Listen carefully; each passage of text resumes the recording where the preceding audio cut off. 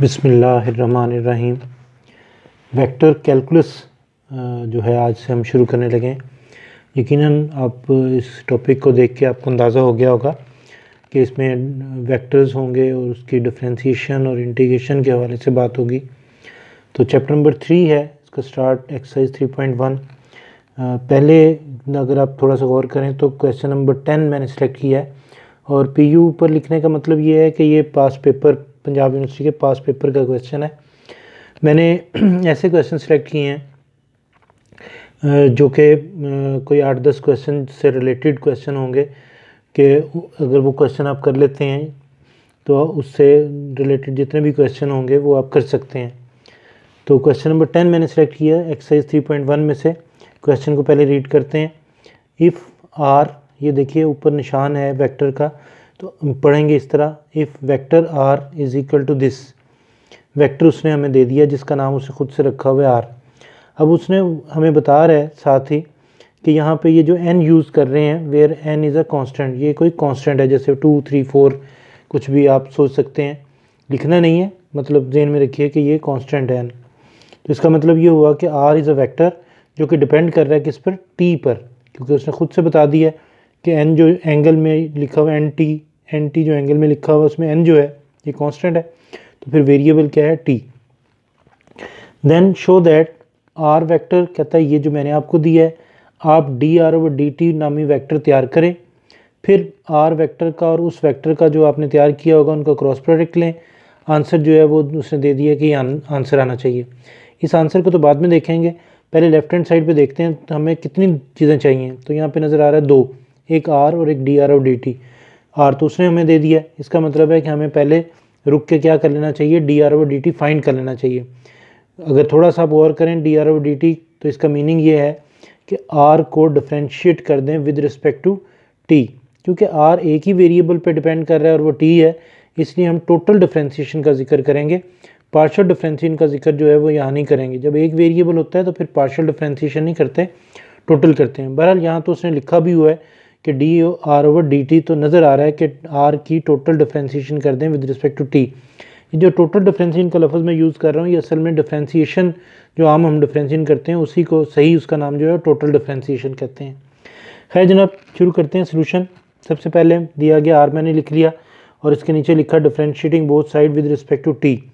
यहाँ से देख के अंदाज़ा हो रहा है कि विद रिस्पेक्ट टू t हमने डिफ्रेंशिएट करना है। कॉस की डिफ्रेंशिएशन होती है साइन, एंगल वैसे ही आ गया।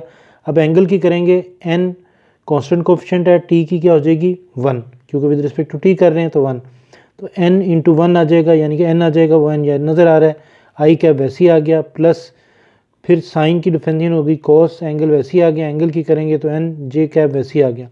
वेक्टर की डिफ्रेंशिएशन करने का ये तरीका होता है कि i j k के जो कोएफिशिएंट होते हैं उनकी डिफ्रेंशिएशन की जाती है और i j k जो है वो वैसे के वैसे साथ लिख लिए जाते हैं।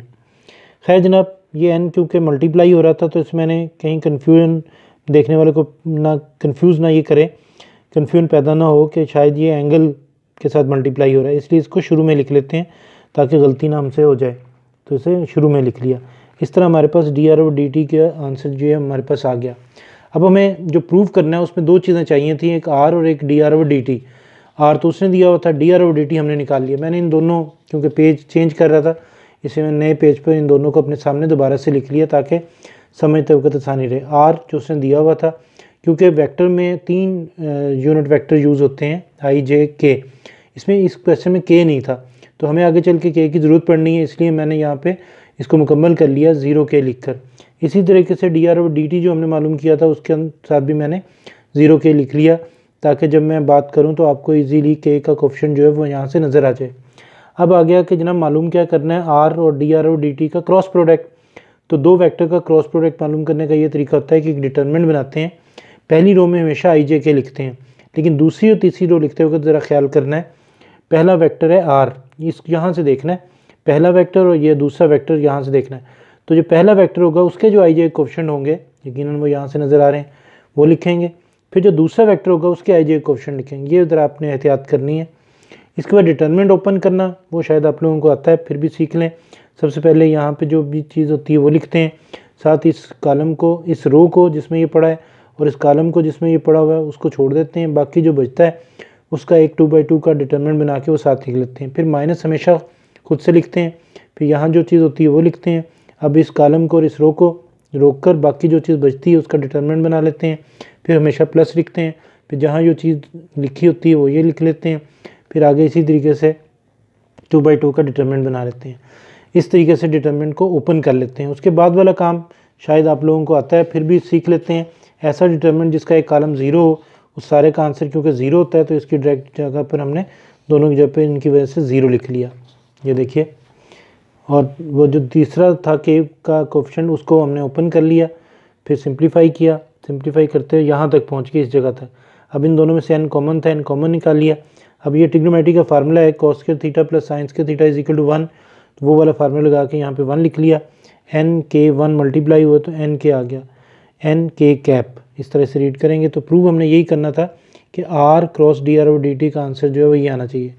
बड़े इंपॉर्टेंट क्वेश्चन है ये, सारे पास पेपर के क्वेश्चन हैं जो हमने सिलसिला शुरू किया है। इसमें जो है इम्पॉर्टेंट क्वेश्चन जो हैं वो हम करेंगे और इससे रिलेटेड जो क्वेश्चन होंगे वो आप कर सकेंगे। इस तरह के क्वेश्चन सेलेक्ट किए हैं। ओके, अल्लाह हाफिज़।